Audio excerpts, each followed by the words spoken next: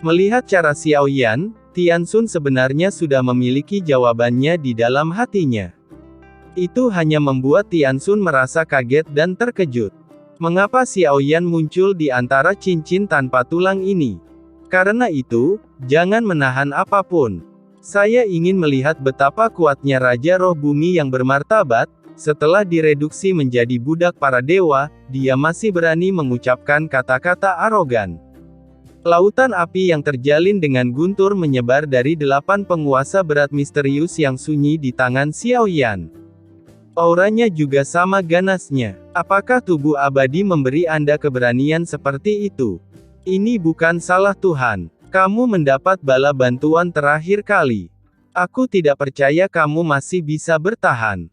Semakin banyak Tianxun mengatakan ini, semakin menunjukkan bahwa dia takut pada Xiao Yan di dalam hatinya.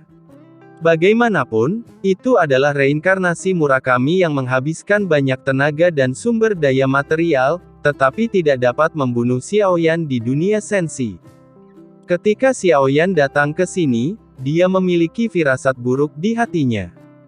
Jika mereka menghitung waktu dengan cermat ketika mereka datang ke dunia, bahkan jika mereka tidak datang ke sini pada waktu yang sama, waktu mereka akan hampir sama. Sekarang Taiksu telah menginvasi dunia sensi, Xiao Yan seharusnya tidak muncul di sini.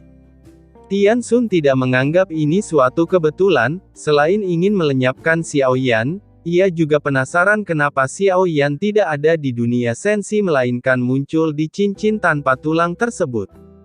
Itu hanya satu orang, itu cukup untuk membunuhmu. Di balik topeng, suara Xiao Yan perlahan keluar. Tianxun mencibir ketika mendengar ini, matanya begitu suram hingga dia dipenuhi dengan niat membunuh. Dia berencana untuk mengambil tindakan. Saya melihat kilatan cahaya biru samar di tubuh Tianxun, meski auranya tidak banyak berfluktuasi, cahaya biru yang terpancar dari tubuhnya membuat kondisi pernapasan Xiao Yan tiba-tiba terasa menindas. Segera, Tianxun melangkah maju dengan telapak kakinya dan mengambil inisiatif untuk bergerak menuju Xiao Yan, kecepatannya segera meningkat tajam, dan 3 garis merah muncul di belakang Xiao Yan di beberapa titik, menariknya kembali. Dia tahu bahwa Xiao Yan sangat cepat, jadi dia pertama kali menemukan cara untuk menahan Xiao Yan. Saya melihat segel tinju besar dari Tianxun di atas Xiao Yan di depan tinjunya, yang dipadatkan dengan tanda misterius berisi cahaya mengerikan.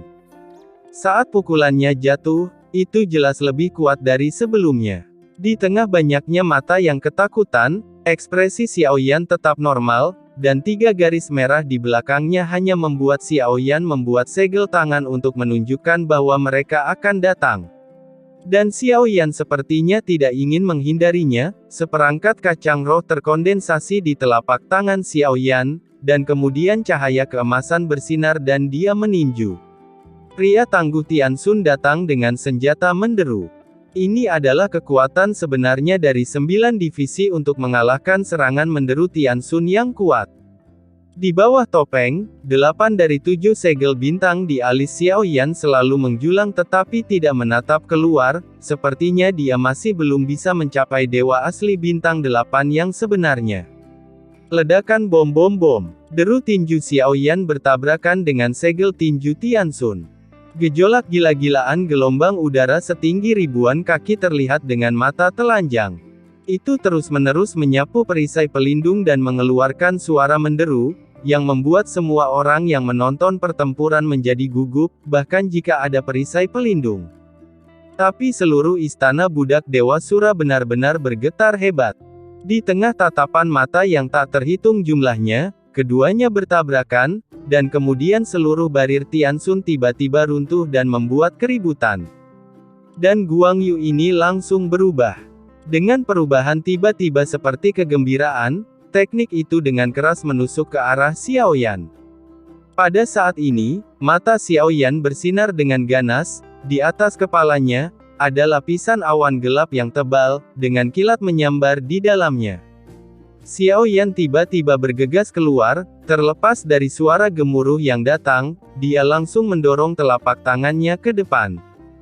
Hal ini dilakukan ketika tembakan anti-inflamasi dari aula penjara Guntur benar-benar melelahkan, dan dapat dengan sempurna mengintegrasikan kekuatan yang sangat melelahkan. Aku melihat sambaran petir turun dan langsung tersangkut di telapak tangan Xiao Yan. Petir lurus sepertinya langsung berbalik di tangan Xiao Yan, dan segera mengalir ke arah Tianxun.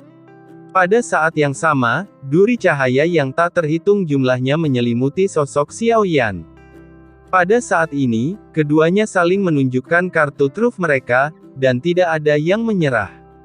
Tombak Zai sama kuat dan dahsyatnya, Tianxun menghentikannya dengan kedua telapak tangannya, darah berceceran dari telapak tangannya dan guntur menutupi seluruh tubuhnya.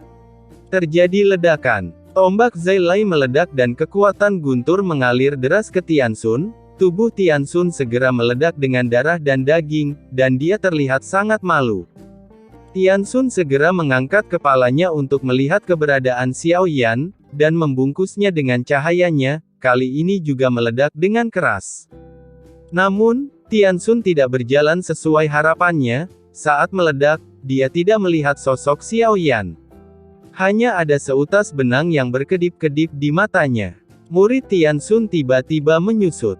Saat ini, Tianxun tidak lagi peduli dengan luka di tubuhnya, dan matanya langsung menunjukkan ekspresi tekad. Xiao Yan benar-benar kuat di luar imajinasinya. Dia tidak menyangka bahwa dalam waktu singkat, Xiao Yan sudah memiliki kekuatan untuk bersaing dengan keabadian ke-9. Mata Tianxun acuh tak acuh. Dalam keterkejutannya, dia tetap tenang, mengatupkan kedua tangannya, lalu tiba-tiba membuka lengannya. 6. Saat berikutnya, dengan Zi Tianxun sebagai pusatnya, kegelapan menyebar. Ini adalah kata-kata ilahi abadi dari Tianxun. Bagi orang luar, kedua sosok itu menghilang ke dalam pertempuran antara dewa di alam budak Dewa Shuro saat ini. Tidak mengherankan jika alam dewa abadi tidak dapat menyaksikan pertempuran tersebut. Xiao Yan langsung merasakan sosoknya dibekukan secara paksa, kali ini dia mengangkat kepalanya dan melihat Jin Zun di depannya. Saat ini, ia berada di telapak tangan Ze Jin Zun, seperti semut yang dapat dihancurkan sampai mati kapan saja.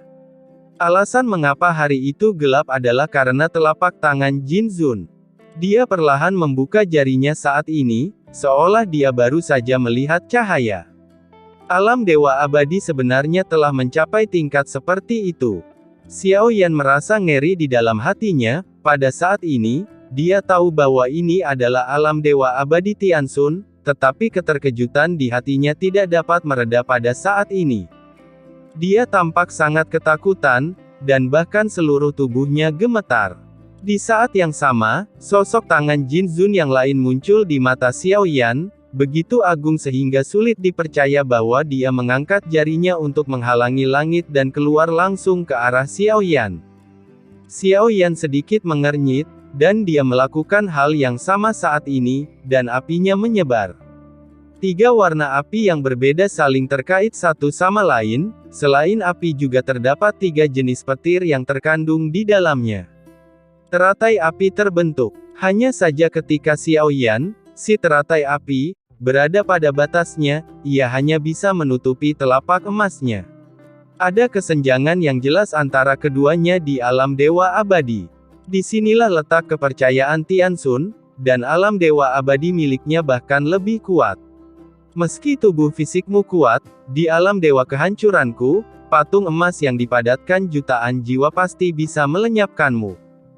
Xiao Yan tidak terburu-buru, dia benar-benar harus mengandalkan alam dewa abadi untuk memecahkan dewa abadi dan yang kuat di bagian ke-9 ini. Dalam krisis hidup dan mati yang parah, seseorang harus menemukan cara untuk menerobos alam ketuhanan yang abadi. Xiao Yan mendongak saat ini dan melihat jari-jari besar itu menyerang dengan sangat keras, dengan ekspresi tekad di matanya. Tian Sui telah menggunakan jurus pembunuhnya, dan itu tergantung, apakah Xiao Yan bisa menerimanya atau tidak. Alam dewa abadi Anda tidaklah cukup. Anda adalah reinkarnasi yang mulia, dan Anda harus mati di sini hari ini. Xiao Yan sebenarnya tidak melarikan diri, karena di sini, Dia tidak punya cara untuk menghindari, alam Dewa Abadi Taisun menjadi lebih kuat, dan dia hanya bisa memecahkan situasi dengan berjuang keras.